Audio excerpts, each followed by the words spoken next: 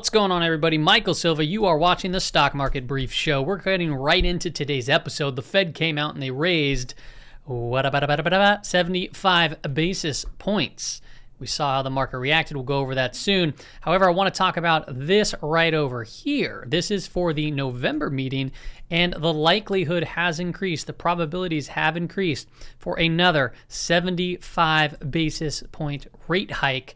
Then we have one more meeting after that, okay? And that right here is saying that there's a stronger probability that will end up at 425 to 450. So what does that mean? It means another 75 basis point hike in November, and then come December, a 50 basis point rate hike, bringing the target at 425 to 450. That is the Fed tightening into a slowdown. Now, if we take a look at the VIX curve, the VIX futures curve, you can see we are now in backwardation. This is where you do not want to get fancy in the markets, right? We'll talk about levels of what we can see as potential bounce and zoom in even on the shorter time frames. I'll even explain a trade that I took today. But this is where, think about it, right? So we have the October volatility futures, we have November, and we have December. What this is telling us is they're saying that there's more risk price in the very near future than there is looking out. Okay, so this is where things could get very, very complicated. And when we went into backwardation, one simple thing that you can look at is, S&P 500 futures. We can look at ES and just look at the amount of trading volume here on the 1 minute time frame. We're talking 8,000 contracts on average as soon as Powell stepped out, right? So it's been very aggressive as market makers, firms are all forced to hedge out all of this risk. And if you take a look at volatility, the VIX, we shot above 30 for the first time in quite some time, and we're closing right at about 28. So volatility still remains elevated. We have NASDAQ volatility, which is still in the 30s at 33.87, and we have Russell volatility at 32.69. This is on the back of a dollar that continues to just move higher and higher. We saw it reach to another new high today. Its high was 111.36. So it is forming somewhat of a shooting star candle. So yeah, perhaps at some point it does take a little bit of a breather here. But remember, the trend is up here and the trend on the S&P 500 is down there, okay? And if you take a look at the 10-year yield, the 10-year yield backed off slightly today. We did get it go down about 1.71%. However, you can take a look here. Bonds actually started to move up. So it was up 1.68%. How do we interpret this? Are people going to start entering into bonds? The way that I'm looking at this is on a big move to the downside. This could be temporary, right? We got to see how the market digests it. However, is the safety trade on now in bonds as people get out of S&P 500 futures, get out of tech, get out of mega cap, get out of high beta names? Are they now looking into quote unquote a potential safe haven? And typically in the when you look at market cycles, right? Market cycles like so, maybe I'll make it like this. When we go like this, boom, boom, boom. There we go. Right here is around stage 6, and this is typically when you see bonds go down, you see commodities go down, you see stocks go down. But then when you start moving down here into the stage 1, which comes right back around over to this side, this is actually a contractionary period where you actually see bonds go up. And then you see stocks and commodities still down. That's stage 1 of the economic cycle. So is that what's taking place right here? It's a little too early to tell, but it did look like we got some sort of a little bit of a flight to safety there.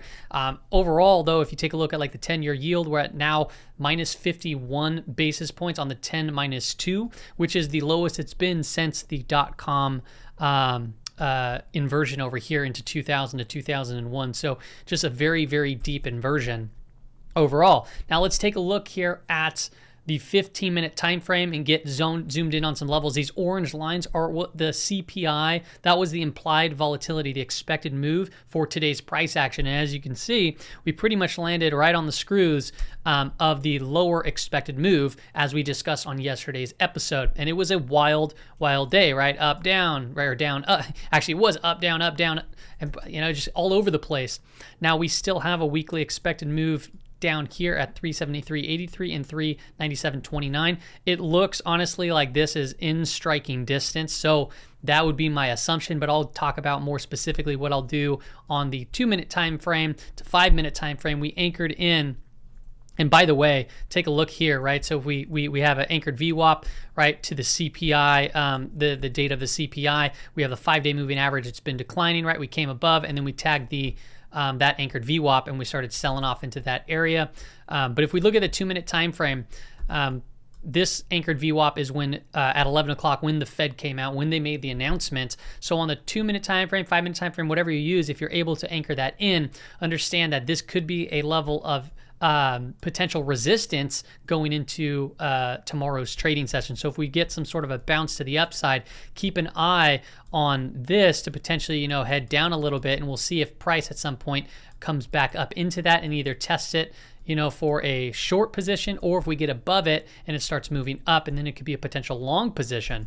I did take a long position today. Actually, earlier into the trading session, everything was looking good. I had my utilities on, my AMLP, my energy. I had I even took a couple of stabs at TQQQs early on in the trading session, and everything was good. However, as soon as the report came out, I'll look at the Qs. I'll look at the Qs on the actually 2-minute time frame, then we'll go to the 15. I was stopped out immediately on all my positions, boom, and I ended up being down. I think I took a screenshot of it. I did. Let me see if I can get it in here. Yep. I ended up on the day when that took place was minus 0.04, so 4 bips, right? So I kept my risk really tight. However, during the trading session in the Patreon group, this is one thing that I paid attention to, and I want to revisit it here. So we anchored in that VWAP to when the report was dropped. Okay, and then we kept watching it to see if price can get a close above it. So when it closed right here, I entered in with a stop right at about here. And then you can see price came down and we exploded up. I moved the stop up, price came down, I moved the stop up, and we started moving up like this. And this is where I started putting the stop because it got extended just like so. And if you want to see that, if you're in the Patreon group, I just go through the thread because I kept on showing updates. And then I was stopped out right there. That was a very aggressive move. I was trading the TQQQs, and that ended up bringing about 125 basis points to the portfolio. So it was a great intraday trade. Meanwhile, now I'm 100% cash. Okay, so there you need it. This is what I mean by tactical. So if this makes sense to you, right, this is something that you can look at going into a couple other trading sessions or looking at key report drops. You just anchor VWAP. That's something that I learned from Brian Shannon, and it works tremendously well. Trader that I really respect. So going into tomorrow with the Qs, it's the same situation. Keep an eye on this anchored VWAP that's anchored to the 11 o'clock time frame, and you'll just watch this probably come down, right? We'll probably get some sort of gap down tomorrow. If we look at the 15-minute time frame, we did end up just about on the screws for the lower expected move. So nothing was out of the ordinary because the options market did predict the forward-looking risk here. They handicapped it quite well. So we didn't get multi-deviations from it. It landed right within it, right? 68% of the time it closes within it. The weekly time frames have been all over the place. Think of a washer machine, right? A washer machine or a dryer, and you throw a rock in there. What you'll see is, if you turn it on, it's going to start, shaking back and forth until the dang thing probably breaks. Okay, so that's kind of what we've been seeing to the point of where we might see something potentially break here. And we're starting to see that VIX, backwardation. Something big could potentially happen, so we need to be on guard and be very tactical. As far as the weekly expected move goes, we're not too far off it. 278.07 on the downside for the Qs, 357 to the upside. So given the context of what we saw today in the bearish, hawkish remarks right from the Fed, I think it's possible that we can try to go attack that. But understand that we're going to be looking at some indicator charts that it does look like, hey, at least if you're shorting into the hole, be very careful, right? Because you could very well get your face ripped off, similarly to what we saw right here, where we just saw a rip your face off type of move, and then it reverted right back on itself. So that, if you were prepared for that bounce, congratulations. But, if you got chopped up in this, don't go rushing back in trying to make your money back. Be very calm, be cool, be collective, and use, a very, use something like an anchored VWAP to help guide you of where you can potentially take good shorts or good longs at. Let's hop into some indicators. The HY, the smart money versus dumb money, this one broke. So I just wanted to show you that, yes, the HYG cracked this low right over here. All right, and then it made a new low that matches with the SPY over here, so that divergence is no longer in play. If we take a look at the trend indicator, this is one thing that I don't show too often from the upside because it's hit or miss, but typically sometimes, right? So if we get above this green line, you can see a few times where we've actually rallied pretty nicely right from it, where you get spikes or something like that, spikes, and then this one came down a little bit, but then ended up spiking there too as well. So we're getting overextended. This is pretty bearish, extreme over here. And it could potentially mean that, hey, when it starts turning back around, we could very well see that little bit of a relief bounce. And one thing, if we take a look at all the BP charts, RSI is still getting pretty crisp, burnt to a crisp here, 23.11. Remember, oversold can stay oversold for a while, just like overbought can stay overbought for a while. These are conditions, right? So they're conditions. It's not necessarily a signal, but it's to give us warnings as when we could potentially see turning points take place. And it gives you, an idea of, should you be pushing full throttle here, or should you let your foot off the gas? BPC on PQ, it's at 26.23, below 30 in the oversold condition.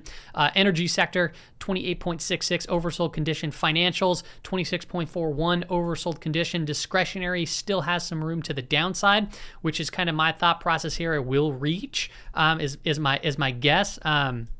It will come down to this point, which means that the market, if it hits its lower weekly expected move, expect some of the big discretionary names to pull this back down.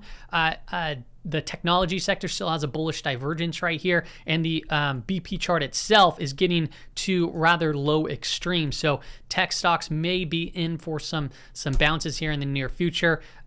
So I'm looking towards those lower weekly expected moves overall, and then I'm paying very close attention to those anchored VWAPs, as previously mentioned. If you take a look at the BP NDX chart, still has potential room to go down, right? We have that positive divergence. It's forming lower low, and then we have a low to a higher low right here. It looks like it's going to be going below 30 here in the very near future. One thing else that I want to point out, we still have a positive divergence forming here on the broader market. If you look at the New York Stock Exchange, where we look at the NYSE-McClellan oscillator, now, this is still pointing down. It hasn't turned back up or anything like that to give us a little bit more insight, but you can see there's a little bit divergence there. Also to note that we're right there below zero. The parabolic SAR is still with a downtrend, right? When did we call this downtrend out? We called it day one of this turn. We also called it right over here on this turn. So we're always going to look at the parabolic SAR when it makes a turn. So when could we be a little bit more bullish? Well, when the parabolic SAR undercuts it, right? And then this starts turning back around.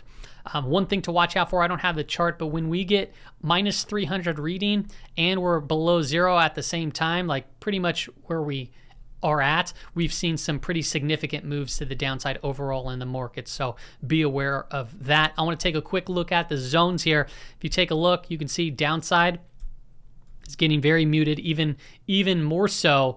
Minus the SQQQs, right? That's inverse, and then obviously VIX too, right? So the more the downside technically means that there could be potentially more upside, right, in the markets. But if you look at the S&P 500, the midpoint's at 39.18, the high's at 40.75, and then the low's now at 37.60, which, this level is matching into the monthly lower expected move, which if you don't follow me on Twitter, I posted that there. I reposted it actually. So yeah, we're looking at about 7.5% upside. Now these are dynamic, they're constantly changing. Take a look at the dollar. The dollar now is minus 0.08 upside. That means it's closing outside of those ranges. So that'll be dynamic. That'll update. And then we have a minus 2.58% downside. So we're getting some very strong move in the dollar there. So it's as it stands right now, the downside is being minimized because we're getting strong moves. The upside is growing, obviously, but we're trending still down. If you want, screenshot this and start paying very close attention to the midlines, because when we cross those midlines, that could be either a bullish type of signal, and when we get below it, it could be bearish. And as it stands right now, we are below it. If you want to be a part of the swing trader community, I did share, this is not something that I always do, but I did share, my intraday trade. I took basically one today, the one main trade today, and I shared it screenshot by screenshot there, but that's not really what this is about. This I give you, if you like these type of stock market indicators, I'm starting to load them all up, so I got a bunch of them on there now. I put the zones here, daily updates on the zones. I give my weekly expected moves, and then I also give trade ideas. Right now we're in a period of expansion, right? Markets move between contraction and expansion, so I'll get more trade ideas for swing trading when the markets start to tighten up, or if there's some other various names that are tightening up. Sometimes, during high periods of high volatility, I'll look at key levels to potentially play, but as a swing trader, I prefer price to tighten up. I also give my watch list. And then, yeah, that's about it. And you also get access to the community in the lounge and all that good stuff. It's $9 a month. If you don't want to pay, if you don't want to do monthly, I don't blame you. You can just do annually. Just click this button right down here. Pay annually. You get 16% discount. It ends up being like $90 or something like that for the entire year. All right, everybody, that's all I have for you. Be careful out there. This is getting absolutely wild. See ya.